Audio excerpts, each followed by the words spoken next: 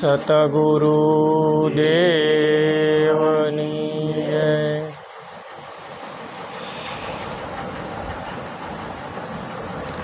આપણા સનાતન ધર્મ અથવા હિન્દુ ધર્મના પરંપરા મુજબ જે ઋષિમુનિઓએ તહેવારો બહાર પાડ્યા છે એ જ્ઞાન અને વિજ્ઞાન બેયનું જોડાણ અંદર હોય છે। આ જેવો પવિત્ર અને પર્વનો દિવસ જેને ઋષિ પંચમી કહેવામાં આવે, આજે ઋષિ પંચમી છે। અને એક બીજી બાજુ કે મહારાષ્ટ્રની અંદર આ પર્વ ઉજવાતો જેને ગણેશ ચતુર્થી કહેવામાં આવે છે। કાલથી સ્વાતના દિવસથી ગણેશ ઉત્સવ પણ અત્યારે આપણા ગુજરાતમાં ઉજવાઈ રહેલો છે। અને ત્રીજી વાત કરવી તો જેને રામદેવ પીરની નવરાત્રિ પણ કહેવામાં આવે છે। રામદેવ પીરના નોરતા અત્યારે ચાલુ છે, 5મું નોરતું છે આજ। પછી રામદેવ પીર બ્રહ્મલીન થયા, સમાધિ લીધી, પછી કદાચ નવરાત્રિનો ઉત્સવ હશે, આપણને 100% તો ખબર નથી, પણ રામદેવ પીરનું પ્રાગટ્ય પછી તે નવરાત્રિ રામદેવ પીરની ઉજવાતી હશે। પણ ઋષિ શબ્દ આદિ સમયથી છે, અને ઋષિ શબ્દ એક આમ આપણે ઋષિ એવું બોલ્યું તો આપણું મોઢું ભરાઈ જાય, પવિત્ર અને એક શુદ્ધ શબ્દ કહેવાય।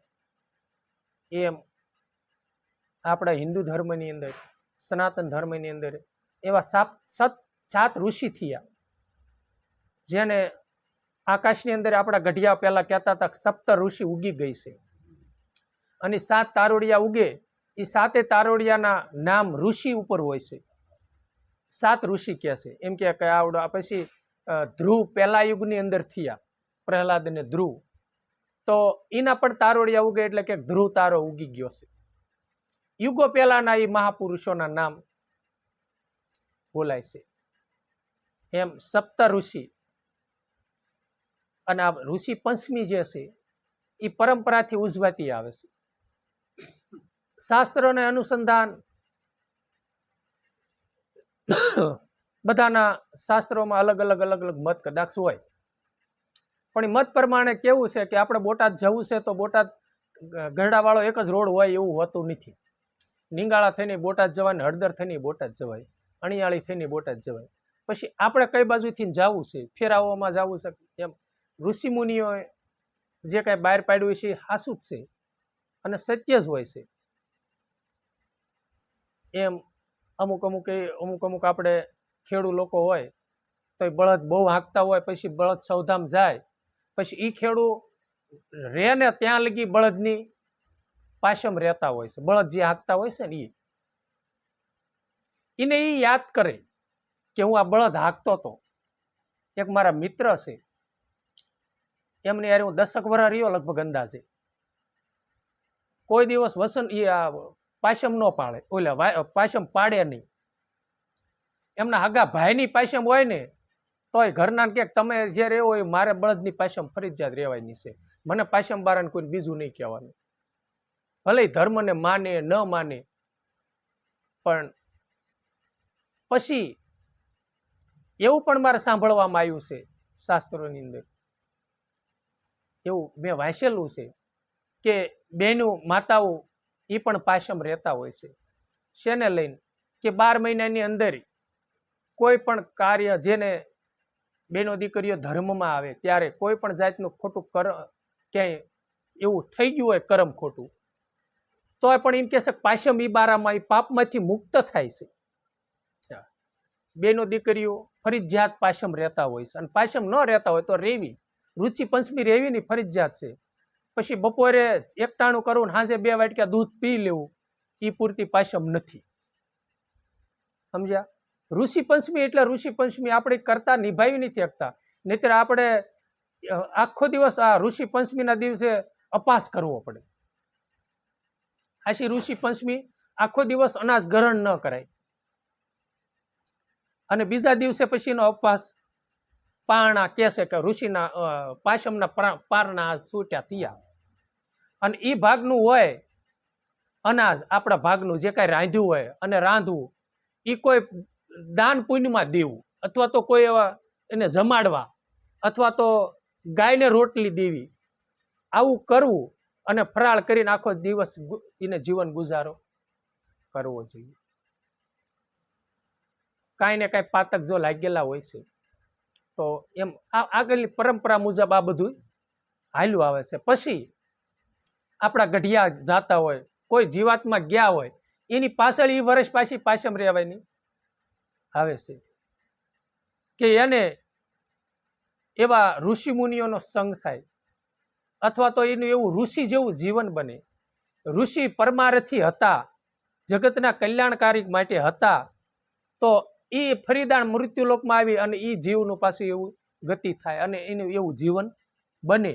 એવી ભગવાનને આરદા કરવા માટે આ રુચિ પંચમી બસ આપણે રિયા ફલાણા પાછમ રહેવાનું કહી ગયા છે ને સીધું દઈ દીધું, અને બપોરે ખાઈ લીધું એટલે સાંજે બાજરાનો રોટલો ખાઈને પાછમ છૂટી, એ પ્રમાણેની એવી પાછમ ન હોય ભાઈ. તો રિયા કેમ ગણાય? હાલો તમે કયો. તો અત્યારે એવું છે, કોઈને ટાઈમ નથી ને, આપણી સગવડતાનો ધર્મ છે.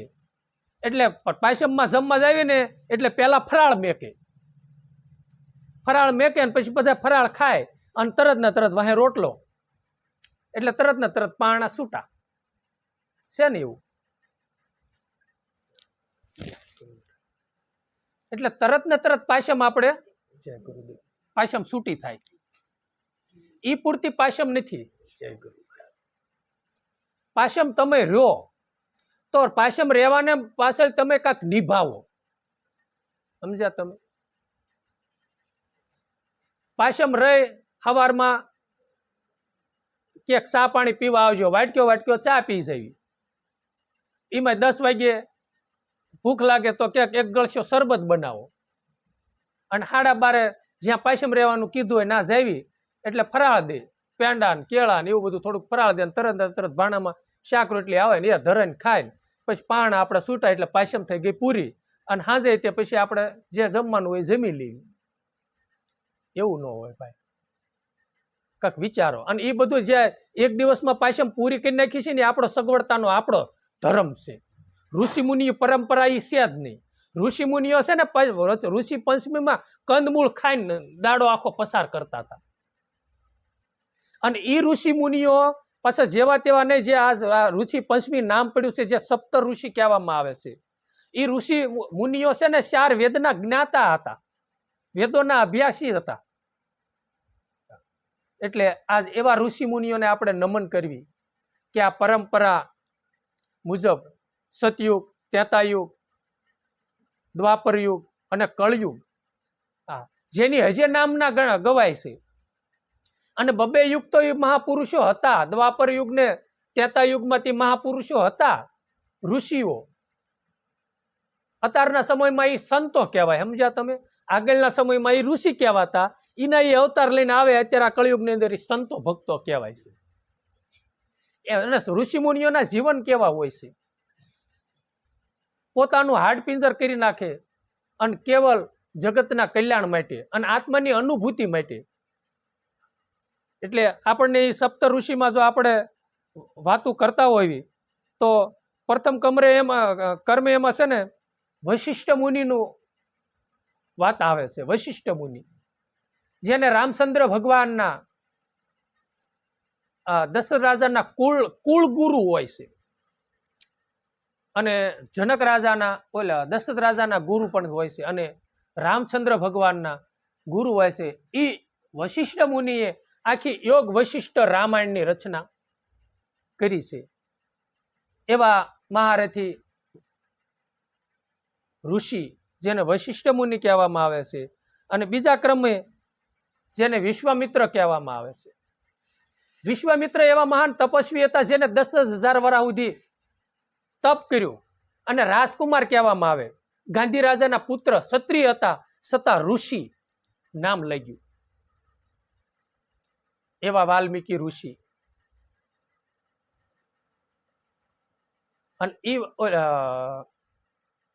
એ વાલ્મીકી ઋષિ એ કહેવામાં વિશ્વામિત્ર, વાલ્મીકી ને વિશ્વામિત્ર ઋષિ, એ વિશ્વામિત્રની પછી જ્યારે હરિશ્ચંદ્ર અને એ થયા ત્યારે દેવસભામાં વશિષ્ઠ મુનિ હતા.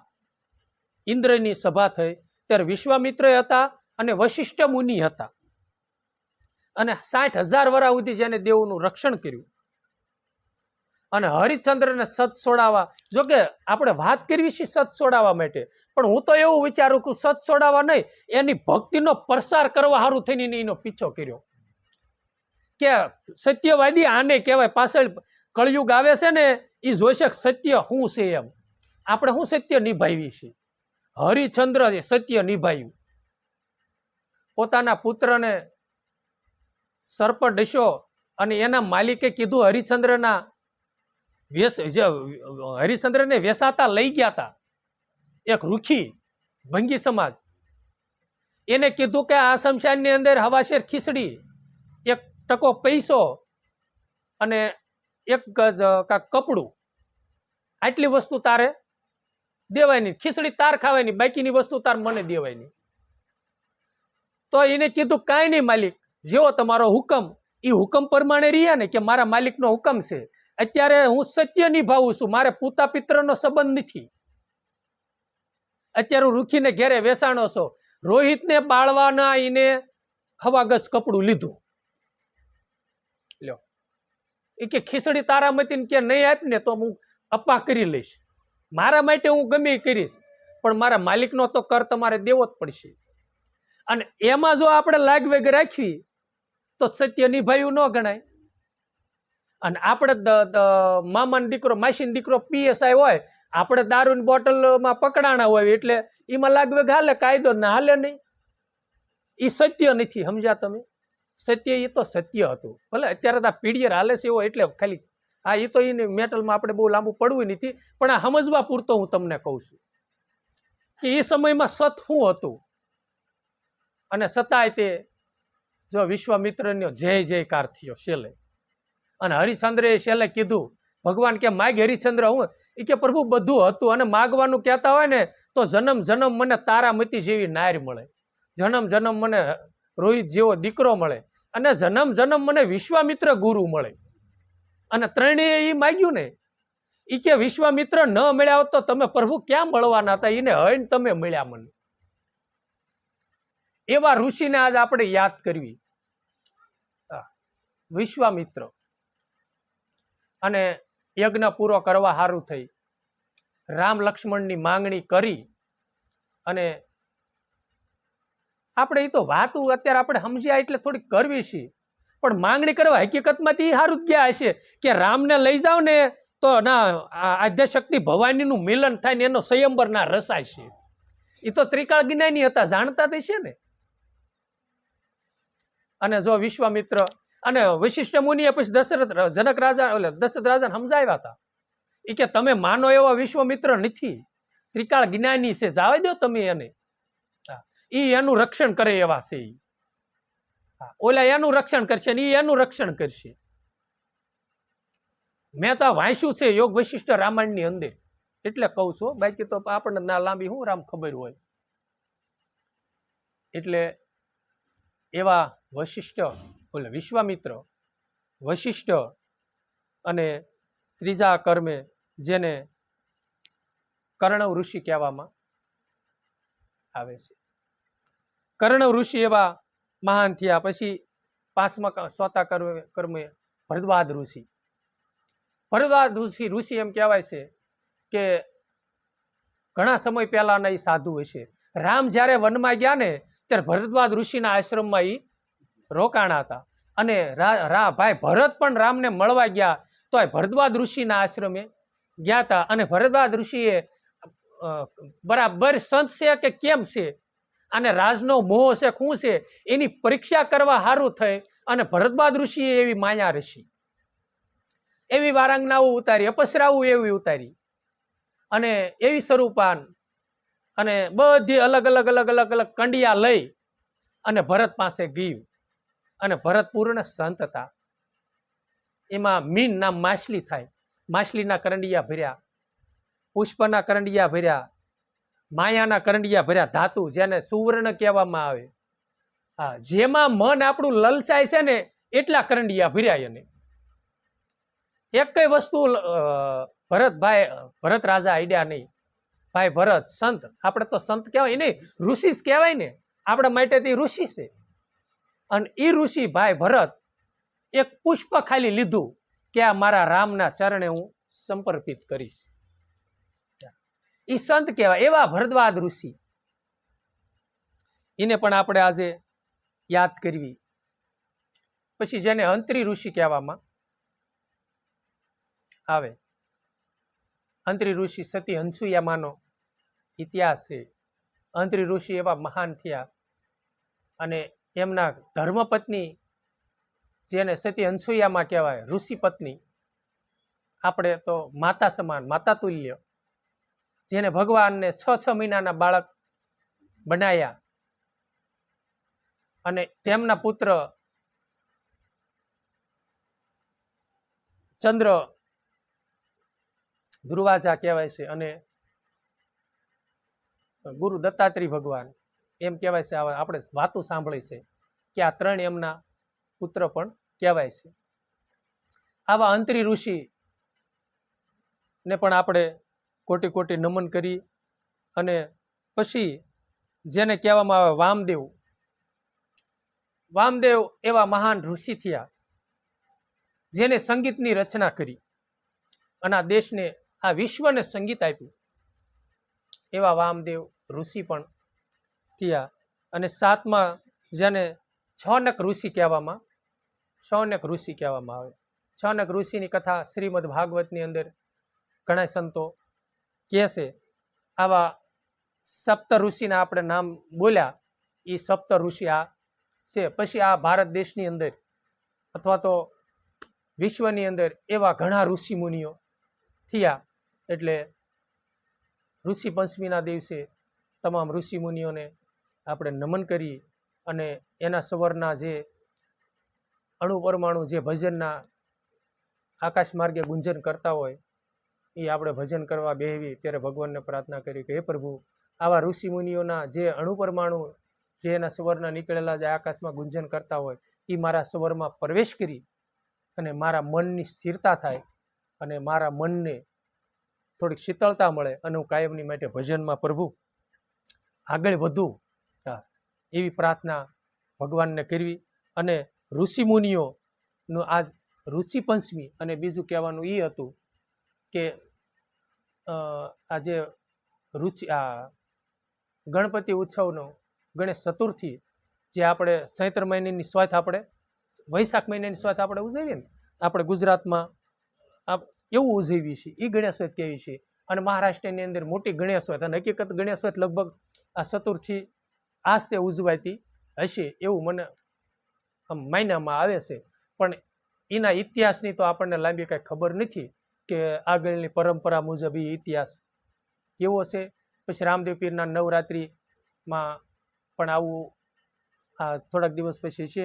આપણે તે ભગવાન સદગુરુ મહારાજ આપણને બધાને પ્રેરણા કરે, રામદેવ પીર મહારાજ આપણને પ્રેરણા કરે તો પાછો નોમનો ઉત્સવ આપણે નોમનો નેજો ચડાવશું અને આપણે પણ ઉત્સવ થોડો કરશું. જે ભજન સત્સંગનું જે આયોજન ભગવાન રખાવે એ રાખશું એવો ભાવ છે. પણ કરતો કુદરત છે.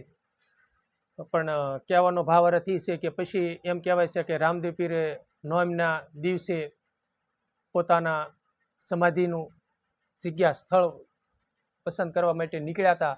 પણ ડાલીબાઈને યાદી આવી કે ભલે ખબર પડી કે આ ઢોલ નગારા શેના વાગે છે. ત્યારે ગાઉના ગોવાળે કીધું હતું કે રામદેવ પીર મારા સમાધિ લેવા માટે જગ્યા સ્થળ પસંદ કરવા માટે જાય છે. અને ડાલીબાઈ એમ કહેશે કે વાસરું સરાવતા ત્યાંથી દોડ્યા અને ભગવાનના પગમાં પડી ગયા. અને પ્રભુ, જે તમે સમાધિ લેવાનું સ્થળ પસંદ કર્યું છે એ સમાધિ આ તમારા દાસીની છે.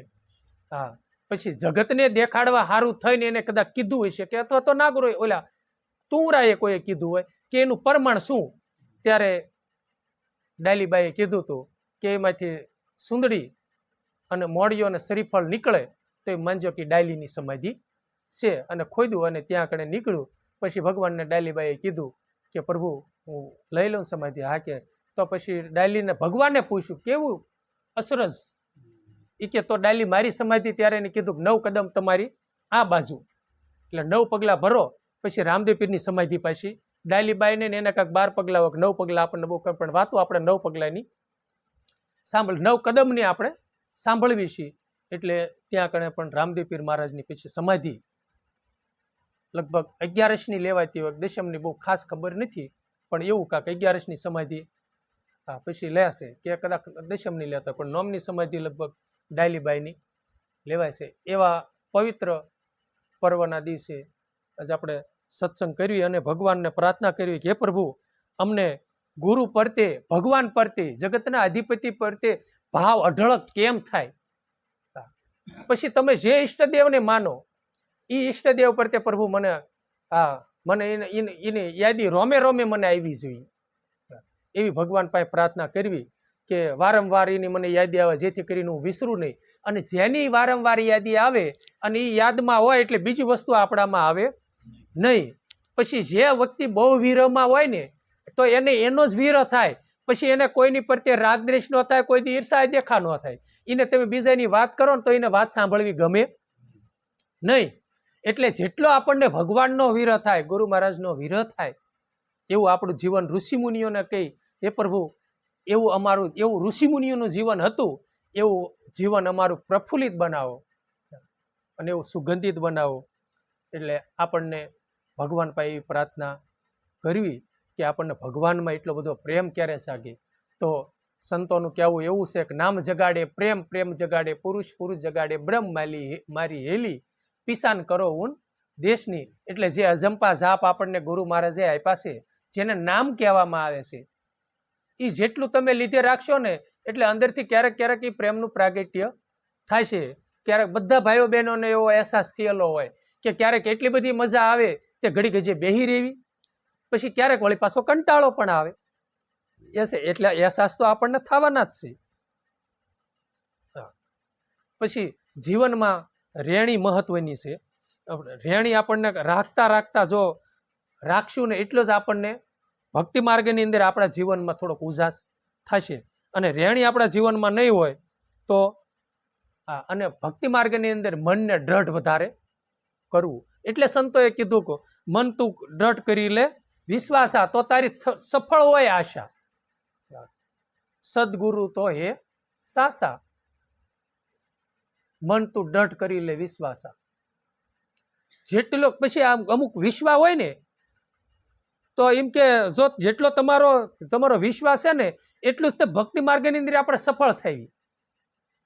પછી કોઈ પણ ભક્તિ તમે કરો, કર્મ કાંડથી તમે ગારાઈની ગ્વાર બનાવીને તમે શ્રદ્ધાને વિશ્વાસથી તમે કરો તો એ કાર્ય તમારું થાય. પછી તમે અમુક મંદિરોમાં જાઓ, ક્યાંક જોવરાવા જાઓ, કે આમ તેમ આપણે ઘણી દાણ વાત કરવી છે. જોકે આપણે તેમાં ઊંડું ઉતરવાનું નથી, પણ કહેવાનો ભાવાર્થ છે પછી છેલ્લે તમને એમ કહેશે કે તમને શ્રદ્ધા ન રહી, તમને વિશ્વાસ ન રહ્યો ને એટલે તમારું કાર્ય થયું નહીં. નકર જો શ્રદ્ધા ને વિશ્વાસ, અને પછી આપણું કાર્ય આપણને કોઈ કહે કે ભાઈ તમારું કામ થઈ જાય છે જાઓ, પછી આ પાછું પાછળથી એટલું તો બોલે જ તે કે ભાઈ તમે શ્રદ્ધા રાખજો પાછા હો. તો આમાં એને કીધું કે તમે વિશ્વાસ રાખો, વિશ્વાસ રાખો તો તમારી સબ આશા પૂરી થાય. તો નામની અંદર એટલો પૂરણ ભરોસો રાખો, વિશ્વાસ રાખો. અને નામમાં પૂરણ ભરોસો નહીં હોય ને તો આપણું કાર્ય સફળ નહીં થાય. નામથી જ બધું છે. અને સદગુરુ મહારાજ તો હશે ને ભાઈ સાસા જ હોય છે. જે બોલનારા બોલી રહ્યા છે ને એ તો સત્ય જ હોય છે, પણ આપણી કાંઈક કમી હોય છે, સમજ્યા? એ જે આપણને રાહ બતાવે ને એ રાહ પ્રમાણે આપણે હાલતા ન આવી ને એટલે આપણું ગાડું બાંગું તાંગું થઈ જાય છે. પછી ભગવાનને ભલામણ કરવી કે હરી તું મારું ગાડું ક્યાં લઈ જા કાંઈ ન જાણું, કરમ ધરમના જોડ્યા બળદિયા ધીરજની લગામ, એવું કાંક છે ને. હરી તું ગાડું મારું ક્યાં લઈ જા, ક્યાં તારે જ્યાં લઈ જવું એના લઈ જા. પણ એ તો સીધું જ લઈ જાય છે, પણ આપણે છે ને ત્રેલું કમ્પ્લીટ ડોકમાં રાખવું જોઈએ. આ બાંગા તાંગા આપણે થાવી ને એટલે સીધા માર્ગે પાછા આપણે થવું જોઈએ. એટલે સતારશા બાપુએ એનું પણ કીધું છે કે જાવું ન જાવું કુમાર્ગે કદાપી, વિચારી વિચારીને ડગલા ભરું છું, શું પૂછો છો મુંજને હું શું કરું છું, એ કે મને જ્યાં ગમે ત્યાં હું હરું છું. ફરું છું. પણ એમાં એ થોડીક સમજવાવાળા સમજી જાય, જાવું ન જાવું હવે એનો કેવો ભાવાર્થ આપણે કરવો, બરોબર છે. એ આ કેવું છે કે ગામ હતું અને ગામના પાદર નદી, બાપા ગયા ખેતર અને સાધુ આવ્યા ઘીરે, ભગત વાડીએ ગયા અને ઘીરે કોઈ બેન દીકરી છે એટલે પૂછ્યું એ કે ભગત બાપા છે ઘીરે? એ કે વાડીએ ગયા છે. એ કે ક્યારે આવશે? એ કે આવશે ને તો નહીં આવે, નહીં આવે તો આવશે. ઓલા ઋષિ કે આમાં મને, ઓલા સાધુ કે આમાં મને કે ટપો પીડ્યો નહીં કિસી. એને વળી વિચાર્યો આવશે તો નહીં આવે અને નહીં આવે તો આવશે કે. એટલે એને વળી ઓલી બેનને પૂછ્યું બાપા મને આમાં કાંઈ સમજણ પડે. એ કે નંદી આવશે ને તો મારા બાપા નહીં આવે, નંદી નહીં આવે તો આવશે. આ બધું આમ છે, સમજ્યા? એટલે જાવું ન જાવું, પણ જો એને પાછળ જવાબ લખ્યો છે, કુમાર્ગે કદાપી ન જાવું. બાકી તમે ગમે ના હરો ફરો, પણ કુમાર્ગે તો કદાપી જવાનું નહીં. એને એમાં એનો ઉલ્લેખ કર્યો છે, જાવું ન જાવું. એ કે જાવું કે છે ને પાછું ન જાવું કે છે, એમાં હું સમજવું. અમુક ઘણા એવા હું સાધક જોઉં છું. પછી કેવું થાય ખબર છે, એક રાજા હતા, પછી એ દારૂ જુગાર ને આ બધું નહીં ખેલવાના ખેલ ખેલતા હશે. એમાં એક સાધુ આવ્યા, પછી એને ખવરાય પીવરાય એટલે એને દી આવી ને તેને કીધું કે હાલે આ તનું પુસ્તક આપું છું. એટલે એ પુસ્તકનો કાયમ અભ્યાસ કરજે. કે વાંધો નહીં, એ પ્રમાણે રેણી રીજે. એ કે કાંઈ વાંધો નહીં. પછી 7-8 વર્ષે ફરતા ફરતા પાછા આવ્યા. તો પાછા આવ્યા ને ત્યાં ઓલું જીવન હતું એનથી ને બમણું બગડેલું. એટલે ઓલા સાધુએ પૂછ્યું કે મેં તમને પુસ્તક દીધું એ વાંચ્યું હતું? એ કે હા વાંચું જ છું દરરોજ. એ કે હાલે અત્યારે હું સૌના વાંચ. એ કે હું? એ કે આ શું લખ્યું છે? એ કે ચોરી કરવી નહીં હતું ને એને ભાઈ એને અંગૂઠો મૂકી દીધો એની ઉપર. એટલે એને કીધું ચોરી કરવી. એ કે ઓલે અંગૂઠો લઈ લે. એ કે મારે એટલું જ લેવું છે. શું કરવું? એ કે જુગાર રમવો નહીં, નહીં લખેલું હોય ને એની ઉપર અંગૂઠો મૂકી દે. એ કે બાપુ કે શું લખ્યું? એ કે જુગાર રમવો. એમ સાધુડા તો ગુરુ તો આપણને હરખું સમજાવે છે, પણ આપણે છે ને લેવું નહીં ના છે ને આપણે અંગૂઠો મૂકી દેવી છે. એટલે એ કાર્ય સમજ્યા વગરનું હાવ. એ અર્થઘટન વાણી નકર તમે પહેલા સમજો, અને અર્થઘટન કરતા ન આવડે ને આપણને એનું વ્યાકરણ કરતા ન આવડે, સમજી ન હોય કે ને તો બીજાને પૂછો. પણ આપણે એવું ઉલટું એને આમ તેમ ન કરો. અથવા તો કહેવાય ભાઈ આમાં કાંઈ મને કાંઈ નથી ખબર પડતી ને એમાં કાંઈ આપણે નિશા બાપના થઈ ન જાય. મને દા વાણીનો વ્યાકરણ થોડુંક કરતા હોય તો ન આવડે તો આપણે કે ભાઈ અને આ યુટ્યુબમાં જોતા છે એ જોતા છે, કારણ આવડ્યું નહીં. હા ભાઈ નહોતું આવડતું ને આપણે ખોટું હું કે નહીં કરવું છે. હા, અને હું કહું છું ભગવાનને પ્રભુ આ ન આવડતું હોય ને એનું અંદર ખોટો પ્રશ્ન નીકળે એવો ઉદય ન થવા દેતો. એ કરીને શું કરવું છે? આપણે જગતમાં પ્રશંસા ન થાય, અને આપણે પ્રશંસા કરીને કરવું છે શું? આપણે તો દાસનો દાસ થઈને રહેવું છે. હરિગુણ ગાના ગુરુ રપકા દર ધ્યાના રે હરિગુણ ગાના. પછી એને કીધું કે રખે ભરોસા ગાય ભેંસ કા, ઉનકી કરે બરદાશા, ગુરુ ગોવિંદ તો કો નહીં ભરોસા. દેખો ભાઈ આ કેવા અજબ તમાશા. ગાય ભેંસ ઉપર રાખે ભરોસા, અને આપણને કેટલો બધો ભરોસો. કાલ દૂધ ઓછું કર્યું હોય ને તો આજ 18 શેરીયું તગારું આખું ખાંડનું ભરીને દે, એટલે 10 લીટર કરતો 10 લીટર તો કરે જ તે ખોળ ખાઈ જશે. એટલે કરવું જ જોઈએ. રાખો ભરોસો, એમ નથી કહેતો ન રાખો. અને ખવડાવજો પાછા વળી કહેતા બાપુ કહેતા નહીં ખવડાવને એવું નહીં, વળી ઢોરને ગળે ક્યાં મારે પડવું. હા, 1 તગારું દેતા હોય 2 તગારા દીજો. હા, ખવડાવજો. એમ કે ગુરુ ગાય ભેંસ કા રખે ભરોસા, ગુરુ ગોવિંદ કો ઉनको કરે બરદાશા. એમ કે એની ઉપર એટલો ભરોસો છે કે આટલું આને આપણે ખવડાવીને તો એની આશા રાખીને બે બરદાશા, એટલે એની આશા એટલી છે કે આ દેખતી તો ગુરુ ગોવિંદ ઉપર ભરોસો નહીં. જો ગાય ભેંસને નીણ નાખો અને ખોળ દો તો એ તમને દૂધ એટલું આપે છે ને તમને એની ઉપર પૂર્ણ તો આ જગતનો અધિપતિ છે, તો એના ગુણગાન ગાવ, તમે કાંઈ પરમારથ કરો, એની પ્રત્યે કાંઈક ઘસાવ, તો તમને એ આપશે એટલો ભરોસો નહીં. એની ઉત્પત્તિ કરવા વાળો ઈ છે, સમજ્યા? એક સત્ય ઘટના કહું, એમાં મેં સાંભળ્યું છે, એ ભાઈ પોતે જ વાત કરતા હતા. એ કે કાંઈક એવો સંકલ્પ કર્યો, એ કે બીજના દી કાંઈક દૂધ નહીં ભરવાનું કેવું કાંક, અને પછી કાંક દૂધ વેચ્યું ઠાકોરને, એ ઠાકરના લેખે કાંક વાપરવાનું હશે, ગમે એમ હોય. ભેંસ્યું જાય જી, પછી સવાર થયું ને બીજા દી 30 થાય ને, તે ગમે એ માસળ તાણે ને તો એક ટીપું દૂધનું ન આવે, બધું બંધ. વિચાર કરે કે શું કરવું, કેમ થયું, ઘરના ક્યાંક તમે કાંઈક માનતા રાખી છે, ભૂલી ગયા છે ભાઈ, વિચારો. પછી કાંક એમ એક વાત કાંક સાંભળી, એકાદ ભેંસ તો એક બે લગભગ મરી ગઈ તેવી કાંક થાય કે એવું બહુ મગજમારી એવું કાંક થયું, અને 2 દી 2 ટક 3 ટક સુધી તો કંઈ દૂધ જ ન આવે, અને આવા મોટા આવ થઈ ગયા. પછી એને એવો વિચાર આવ્યો કે એકદમ મેં આમ કીધું તું, અને જો એવું હોય તો છે ને અત્યારે દોવા બેવું તો બધી 2-3 ટકનું અત્યારે દૂધ દઈ દે, તો કે કોઈ દિવસ છે ને બીજના દી હું દૂધ નહીં ભરું. અને દોવા બેઠા ને તો હાંડા દૂધના ભરી લીધા.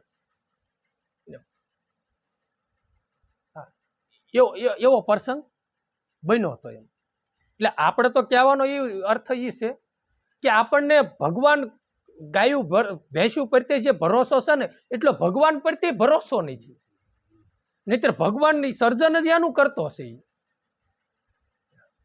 અને પછી પાછું આમ બેદલ રાખે, સમજે કેવું રાખે કે સટક ભટક દોવા દેતી હોય ને ભેંસ, તો કે તો પછી પાછ ભરોસો, તો પછી કે હે રણછોડ બાપા આ બીજે જેટલું દૂધ થાય છે ને એટલું બધું ડેરી આવીને ધરી જાય છે. અમારા રણછોડ બાપા એ બહુ એ માનતા હોય, અને ઠાકરની દીએ એ પીર રણછોડ પીર સારું કરે છે, વળી થાય ને.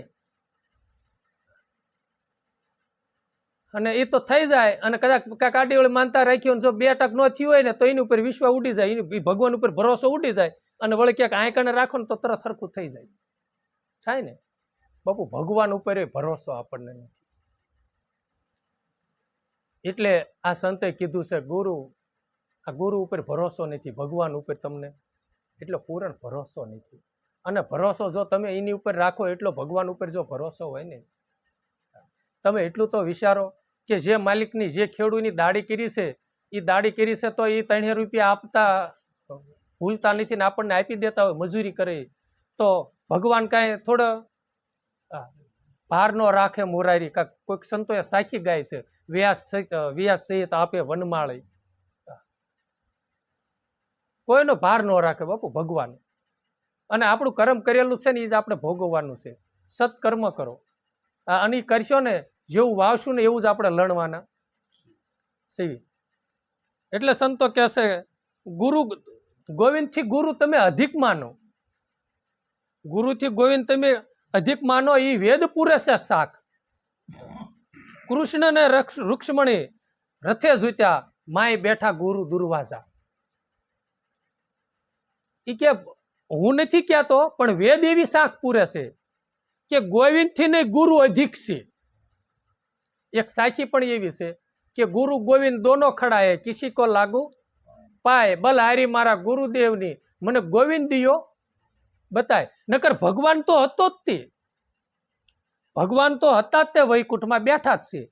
પણ વિશ્વામિત્ર ન મળ્યા હોત, અથવા તો વશિષ્ઠ મુનિ ન મળ્યા હોત, તો વિશ્વામિત્રને સત્રપુરુષ ક્યાં હાજર સામે ખડા થવાના હતા. વ્યાપકમાં મારો વાલીડો છે જ તે, પણ ગુરુ ભગવાનના ગુરુના રૂપમાં ભગવાન આપી અને આપણને નિર્વાણ પદનો માર્ગ ઈ બતાવે છે. અને જેમ છે ને સાકાર સ્વરૂપે આવી અને નિરાકારની આપણને ઓળખ કરાવે છે. ઈ ગુરુની સાકાર ભગવાનની એમાં બલ હારી છે બાપુ. એટલે સંતોએ કીધું કે ગોવિંદથી ગુરુ અધિક છે, એની વેદ પૂરે છે શાક. અને જગતનો અધિપતિ એ કીધું બતાવ્યું આપણને. કૃષ્ણ અને રૂક્ષ્મણી એના ગુરુ દુર્વાસા મુનિ હતા, અને દુર્વાસા મુનિ હતા એ રથમાં બેઠા અને કૃષ્ણ અને રૂક્ષ્મણીને રથે જોડ્યા.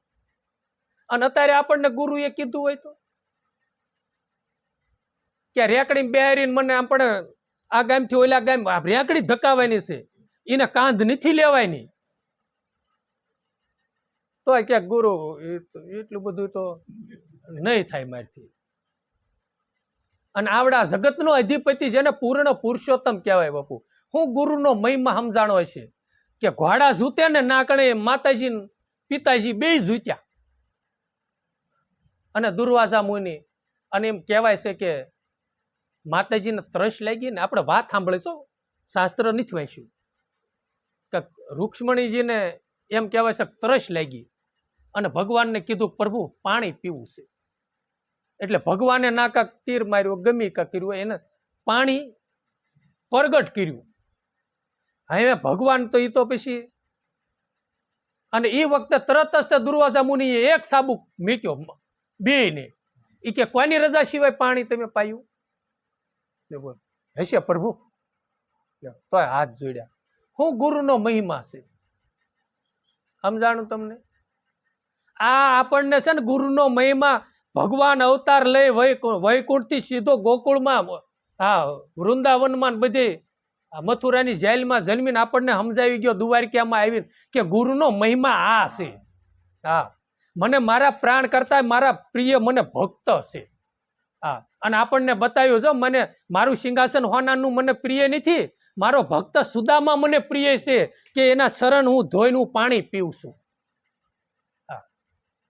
હા, એ ઉઘાડ પગે મેલા ઘેલા પગ હશે ને એને હુગ નહીં સીડ્યું હોય કેવું? પછી મારો વાલીડો કાંક દુર્યોધન કો મેવા ત્યાગી સાલ વિદુર ઘેરે પાઈ, એટલે સાલ વિદુરની ખાધી સબસે ઊંચી પ્રેમ સગાઈ. સબરીના પ્રત્યે એટલો પ્રેમ હતો,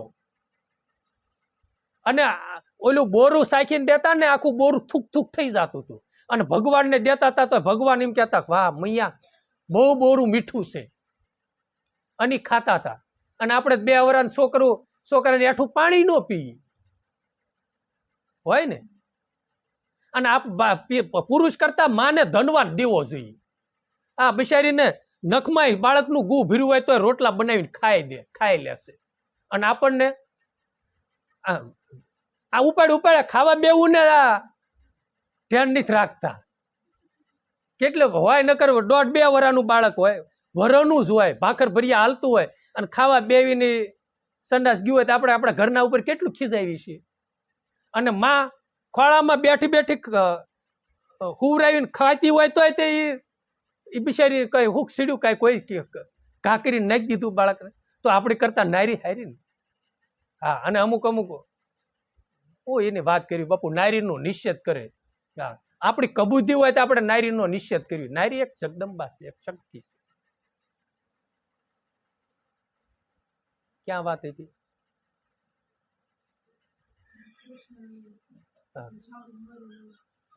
કૃષ્ણ રૂક્ષ્મણી રથે સૂત્યા.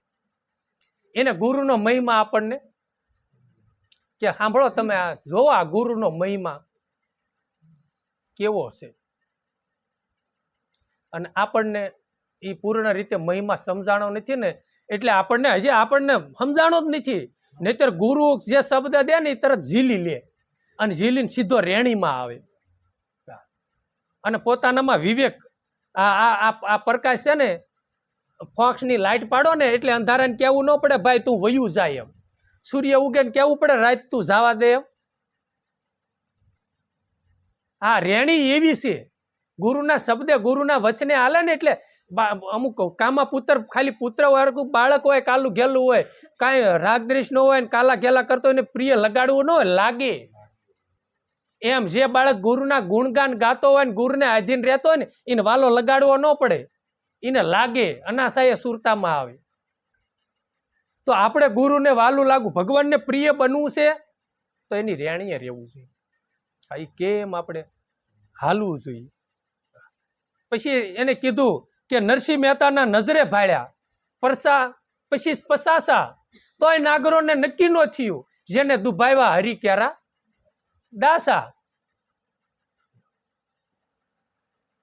અને નરસિંહ મહેતાના તો 52 પરસા પ્રસિદ્ધ અને જગતે નજરે જોયા. એના પિતાનું શ્રાદ્ધનું તીત બધું હાલો ને જવા દી, પણ નાગરી નાયતને કબૂધી એવી હુજી અને માંડલિકના કાન ભંભેડ્યા અને કીધું કે આ એક અમારે ટીલવો ભગત છે નરસિંહો, એ એવા ખોટા ફંદ કરે છે કે મને ભગવાન મળ્યો. અને જો એને જેલમાં પુરાવ્યા અને રામજી મંદિર ઠાકોરના ડોકમાં હાર પહેરાયો અને મંદિરમાં તાળા માર્યા, નરસિંહને જેલમાં પૂર્યો નાય તાળા માર્યા. એ કે જો તારો ભગવાન હાસો હોય તો એ ઓલો હાર ભગવાનના ડોકમાં છે ને તારી ડોકમાં વીયાવો પડે રાતે. અને વીયો આવ્યો ને એમ કહેવાય છે કે નરસિંહ મહેતાના કાકા કાક બંશીધર કે એવું કાક, બહુ 100% નથી ખબર, તો વંશીધર હોય બંશીધર હોય જે હોય, પણ એક નામ એવું હતું, પણ એ હતા એના કાકા. એને એકે કીધું કે નરસિંહ મેં વાત સાંભળી છે ભાઈ તને ભગવાન મળ્યા છે. એ કે હા કાકા તમે કહેતા હો તો મળ્યા છે, મેં દર્શન કર્યા, તો મને દર્શન કરાવીને હાલને લઈ જાય દ્વારકા. અને લઈ ગયા અને રાત પડી બે હાલતા હાલતા અને મારો વાલીડો સીધો વૈકુંઠમાંથી આવ્યો અને આગળ જતા નિહળો કરી નાખ્યો અને ગોવાળ બની ગયો. અને એવો માલધારી બન્યા, એવો ભેંસુનો નિહળો બનાવ્યો અને માતાજીને તે કાંક માલધારે રબારીનું ભરવાડ્યું જે હોય એ બનાવ્યું હશે, કેવી માતાજી રૂડી લાગતી હોય છે. અને બેને જમાડ્યા ને એમ ખેમ પછી સત્સંગ કર્યો. નરસિંહ મહેતા બાપુએ સાને કરેલી, હા, પણ સાનમાં સાન સદગુરુની કહું પાનબાઈ જે તે અંતરના ઉપજે હોત. સાનમાં સાન કોઈ સમજે નહીં, પૂરું જ્ઞાન હોય તો આપણે નથી સમજતા. અને કાંઈ સમજ્યા ને સવારમાં જાગ્યા ને તા ના ક્યાં નિહળો ના ક્યાં માલધારી લ્યો. ત્યારે એને નરસિંહ મહેતા બાપુને પગમાં પડી ગયા. અને એના પિતાના શ્રાદ્ધમાં આપણે આજ છે ને ઋષિ મુનિઓને જ યાદ કરવા, ઋષિ પંચમી છે ને, હા, અને એ નરસિંહ મહેતા ઋષિ, આપણે ઋષિ જ તે, હા, એ સમયના ઋષિ, અત્યારના ભલે ભક્ત કહેવાના પણ એ ઋષિ, આપણે ઋષિ જ કયો ને, નરસિંહ ઋષિ. એટલે એના પિતાના હરાદમાં હોનાના થાળી વાટક્યા અને 2 હવાના ચાંદીના બાજોટ. અને પછી પાછું એ કે ક્યાં મેકવાના, ભગવાન કે કોઈ ધોવા વાળું નથી, ઉપાડો તમારા ઘરે. ના કેટલા રાજી થઈ ગયા છે લો. અને મેતીને નો ખબર પડવા દીધી કે આ વૈકુંઠનો અધિપ એને તે જો નો ખ્યાલ આવ્યો. બોલો ભગવાનની કળા કેવી અકળ કળા. એટલે સંતોએ કીધું ને પામે નહીં કોઈ પાર પ્રભુ તે કળા અજબ ઋષિ કીર્તાર. તો એને એવો વિચાર નો આવ્યો કે અમારી પાસે આવો મોટો શેઠિયો ક્યાં, અમારા સેમી હરી ક્યાં ભગતની નરસિંહની એવડી મોટી શાખા છે કે હેઠે ઢળાય. અને આ હોનાના થાળી વાટક્યા, 2 હવાના ચાંદીના બાજોટ અને 750 ને ઘરે લઈ આ મારે પેર નાકમાં વાળી નથી રહી હરખી. અને આને આ બધું. અને ઈ કે બેનું ને કે તમારા જૂના કપડા ઉતારી નાખો, નવા બધા પહેરી લો. ભારે ભારે એ સમયની હાડીઓ. કેવો ભગવાને અકળ કળા કરી. અને એવા તોય છતાં એને નક્કી ન થયું. અને કુંવરબાઈના મામેરા પૂર્યા, હોનાના પાણા શહીદ દીધા.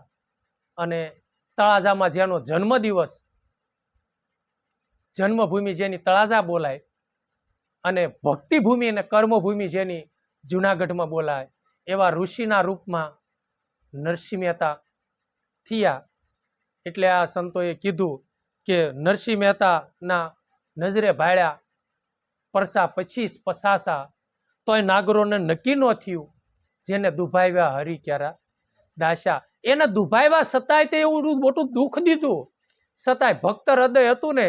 છેલ્લે ભગવાન જગતનો અધિપતિ જ્યારે મળ્યા ત્યારે કીધું કે માગ નરસિંહા. ત્યારે કીધું કે હે પ્રભુ, જો માગવાનું કહેતા હોય ને તો મારી નાગરી નાત કોઈ દી દુઃખી ન હોવી જોઈએ. હા, મારી નાગરી નાત કાયમની માટે સુખી હોવી જોઈએ. ભગવાન કે આવું કર્યું છતાં એ કે હા પ્રભુ, તમે માગવાનું કીધું હોય તો દો. એ કે તથાસ્તુ લ્યો. ભગવાને ભક્તોને વશ થઈ જાય છે.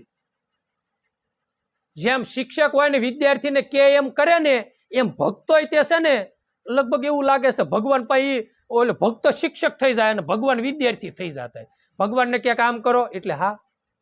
મેં કાંઈક એવી વાત સાંભળી છે એ કે ભગવાન જુનાગઢમાં આવ્યા ને એ કે નરસૈયા સત્સંગ કરી કે નહીં ગિરનાર ચડવા જવું ચાલો.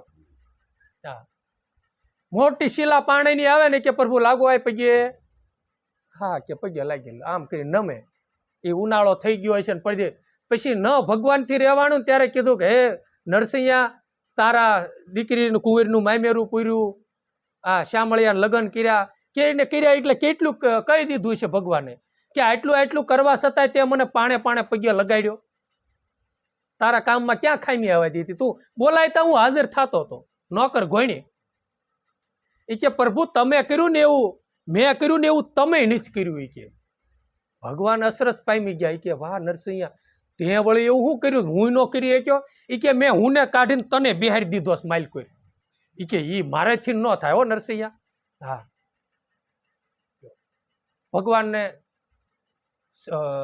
ભક્તોનું રખોપું કરવા આવવું પડે છે ને આવી ભક્તિ છે હો રામ. માનવ તનને આ લાયકાત છે ભક્તિ કરવાની વારંવાર મળશે નહીં. નરસિંહ મહેતાને ભગવાને ફરીદાન પૂછ્યું માગો નરસિંહ હું જોઈએ છે.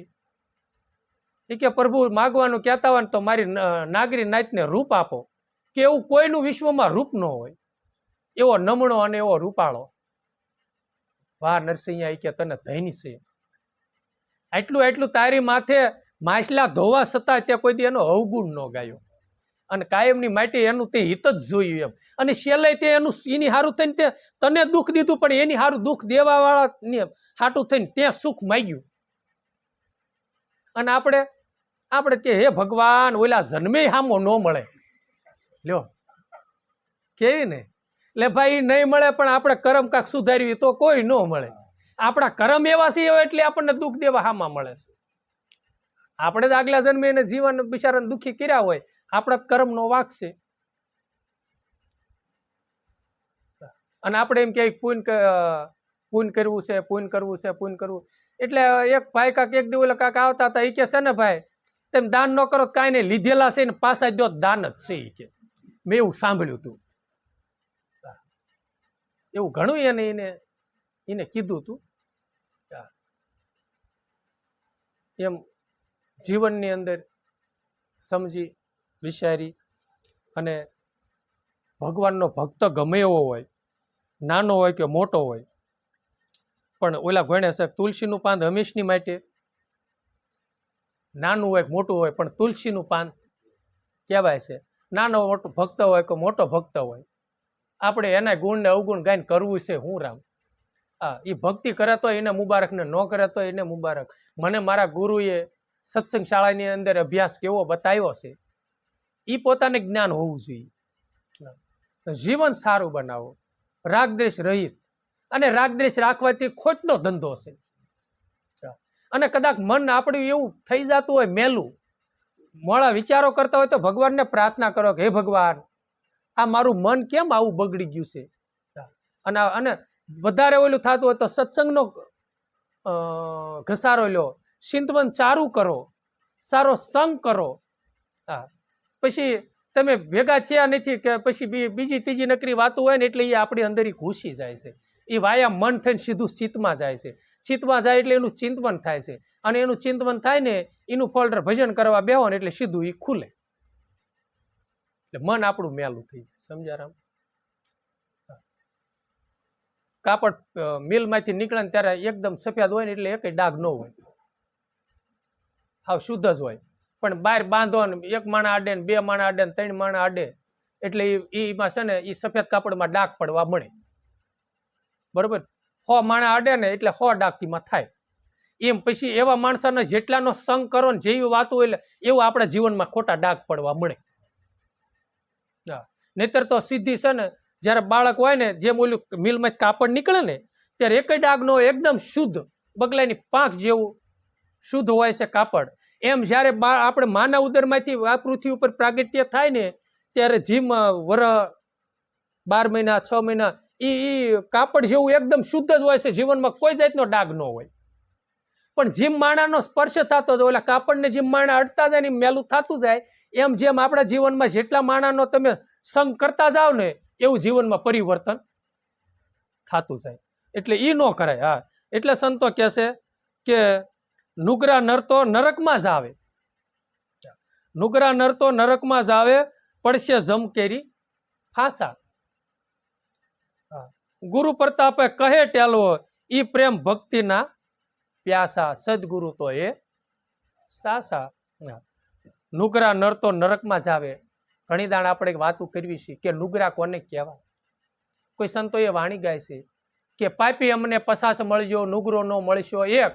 ઈ નુગરાની માથે 184 નો લેખ, નુગરા નહીં સડે નિર્વાણ.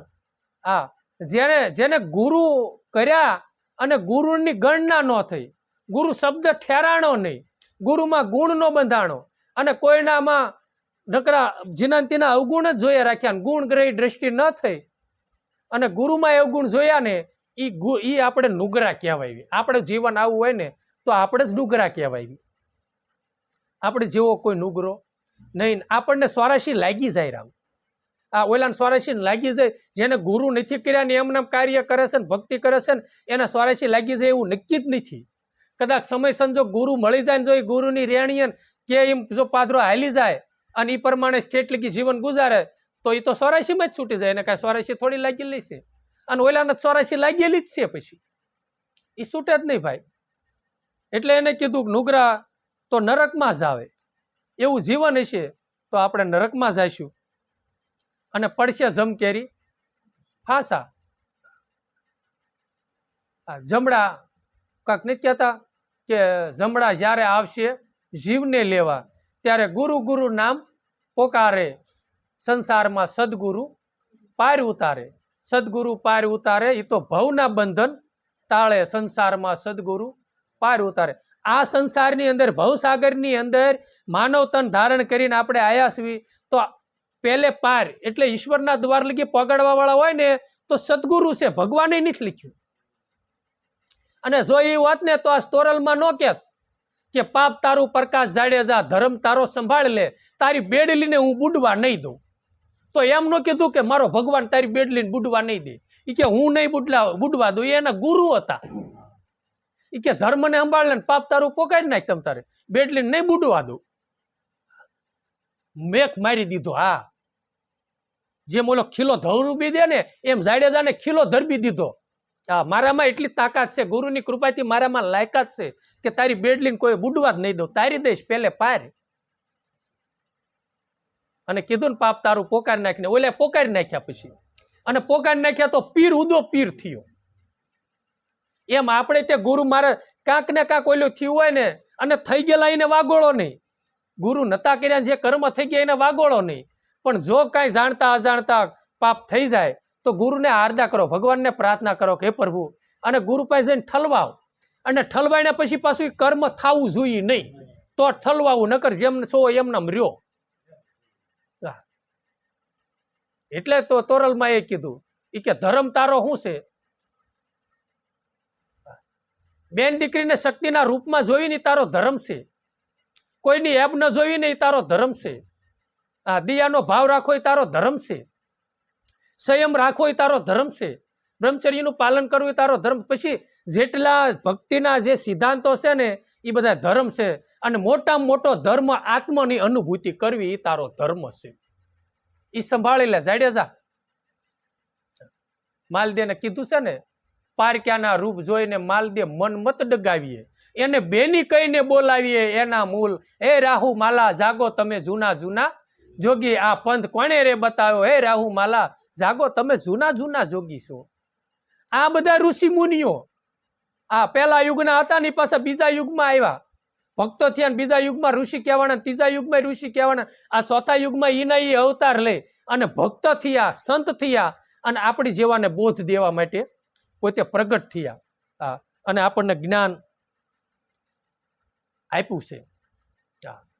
આજ ઋષિ પંચમીના દિવસે એવા મહાપુરુષો, એવા ઋષિ મુનિઓને નમન કરવી અને ભગવાનને પ્રાર્થના એવી કરી કે હે પ્રભુ, મને જન્મ જન્મ આવા ઋષિ મુનિઓના ગુણગાન ગાવાની તક આપ, એવા સારા વિચારો આપ, એવી બુદ્ધિ આપ, એવો પ્રેમ આપ કે હું જન્મ જન્મ આવા ઋષિ મુનિઓના હું ગુણગાન ગાઉં અને મારા અવગુણ જોઉં અને ઋષિ મુનિઓના ગુણ જોઉં અને ગુરુના ગુણ ગાવાની મને પ્રભુ જન્મ જન્મ તક મળે. એવા વક્તવ્યો સાથે આપણું ગુરુવારે પૂરો કર્યું. સતગુરુ દેવની જય, રમણીક સાહેબની, અમર સાહેબની, ઈશ્વર મહારાજની, રામા પીરની, સનાતન ધર્મની, હરિગત ગંગાની, વૈષ્ણવ